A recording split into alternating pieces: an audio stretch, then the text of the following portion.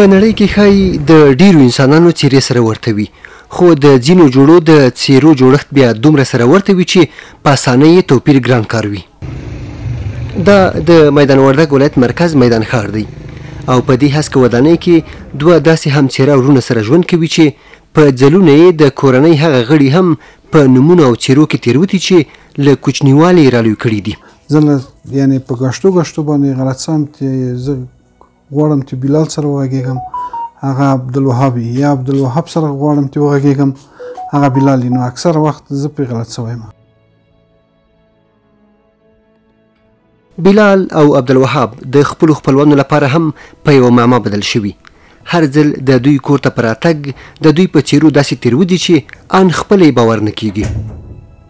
ډېرې داسې پېښې سوي چې موږ دوستان راغلي ستړي مې سي یوه ورکړې ده بیا ته یې کوی زوی خو د تکرارا ستړي مې سي موږ ته راکړله ما نه تکرارا نه درکړه هغه یو بل وت یا مثال دی بلال ستړي مې سي درکړه وهاب پاتې دی یا وهاب ستړي مې سي درکړله بلال پاتې و په هغه وجه باندې نو اکثر ملګري دوستان ته راځي چې ګوري بیخي فرق نشي کولی چې کوم یو وهاب ده او کوم یو بلال ده.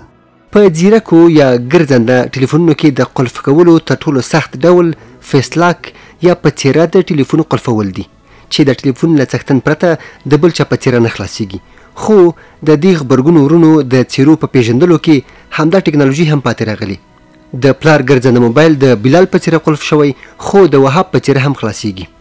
مونږ چې د پلار تلیفون ته مې شا کود ورکړی هغه مې بل ورور ده نو د تلیفون چې کله د څیرې کود ورکړي کود هغه ورکړی ده او خلاصو مې زه هم کولی شم چې پرې خلاص کړم د مخ له طریقې نه حتی تلیفون نشي کولی چې د مونږ څیرې سره توپیر وکړي او خلاص یې نه کړي او زه هم کولی شم قلف خلاص کړم هغه هم هر څه چې یا تلیفون کې دواړه یې کتلی شو. د دوی په څیرو د خلکو تیروتل د بلال او وهاب لپاره د خندا په یو بهانه بدل شوي ځکه د ورځې هرو مرو یو ځل داسې پیښیږي چې ورسره شناخته خلک دې ورته ناسم نوم واخلي. نه همیشه خو موږ ته فکر نه تقریبا استادان شاګردان ټول په موږ باندې غلطیږي نو ماته وایي چې ماته وایي او هغه مې بل ورور ته ویلي یا هم چې غواړي یو څه ماته راته وایي یا ماته راکړي هغه مې بل ورور ته ورکوي. استاد چې کله موږ ته وایي که نه چې درس ووایه یا تشریح هغه بیا دا نه وایي چې کوم یو وهاب د کوم بلال وایي چې هر یو چې جګس په چهره یو نوم په خوله ورغی وایي هغه دا فکر نه کوي چې دلته به کوم یو ناست او کوم یو به دلته. د وهاب د مخې غاښونو توروالی او نری غږ یوازینی پټې نښې دي چې له بلال څخه یې توپیر کېدلی شي. مونږ چې کله زه غږېږم او بل ورور مې چې غږېږي ما غږ لږ نری غوندې ده او د هغه غږ لږ ډبل ده او د ما غاښونه لږ ذره تور دي. له دغه طریقې مې پېژنې که چېرې موږ ونه خاندو یا ونه غږېږو نو که حتی یو ملګري موږ سره 2.5 کاله هم تېر کړي موږ نشي پېژندلی. له دویم ورور بلال نه مو وپوښتل نو بیا ولې دواړه ورونه یو رنګ جامې اغوندئ؟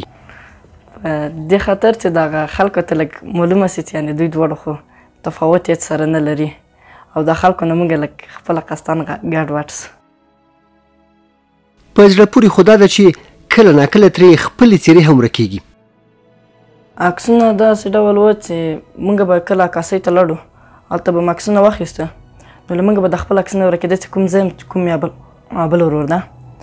او په همدغه کې به له موږ خپل عکسونه ورکړو هغه به مجبوره و چې هلته یا نوم پرې ولیکو یا هم بل څه نښه پرې وکړو.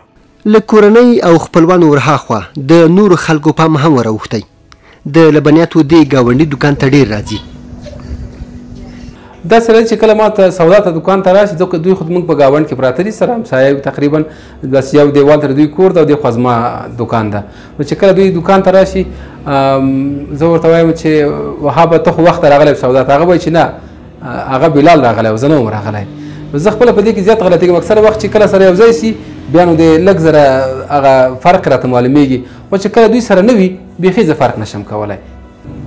زه اکثره وخت دوی ته وایم چې بلال او وروره تاسو دا جامې سره یو رنګ ما غوندئ ځکه زه خپله در باندې غلطېږم نو داسې فکر وکړئ چې دا نور خلک به څومره در باندې غلطېږي.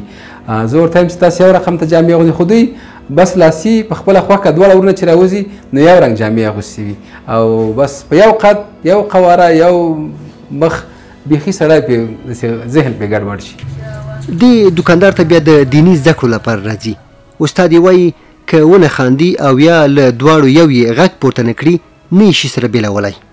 نو زه نور خو زه نه پېژنم، خالي د دوی لهجه ماته معلومیږي چې دا عبدالوهاب ده یا محمد بلال ده، او دا غاښو له اندازې زه پېژنم، د یو په غاښو باندې چې مکمله باندې تور خاپونه دي، او د لهجې نه یې زه پېژنم، له غږه یې پېژنم، نور یې په څه باندې نه پېژنم. دواړه ورونه په ښوونځي کې سره ټولګیوال دي، هلته هم له نادرو پیښو سره مخ شوي دي. چې کله موږ لومړی دا کورس ته لاړو نو هغلته یې موږ ته یو آی ډي کارډ جوړو چې تر څو پورې دغه خلک وپوهېږي چې دا د ده کورس شاګردان دي. نو په دې وخت کې زه ورغلم، د ما عکس یې واخیسته، ما ته آی ډي کارډ جوړوه. چې کله مې دا بل ورور ورغی د ما همڅیری، نو ده ته یې نه جوړوه. زه په دې وخت کې له ادارې راووتم چې بیرته مې دا ورور راپسې راغی وراسته چې ما عکس نه اخلي. بیا زه ورغلم، بیا مدیر جګ سه، بیا 8 نیمه وروسته د ده عکس واخیسته، نو مې ولیکه چې یعنې په آی ډي کارتو کې بیا کوم مشکل جوړ نه سي چې دوی غلط سي یا هم جوړ یې نه کړي یا بل علت.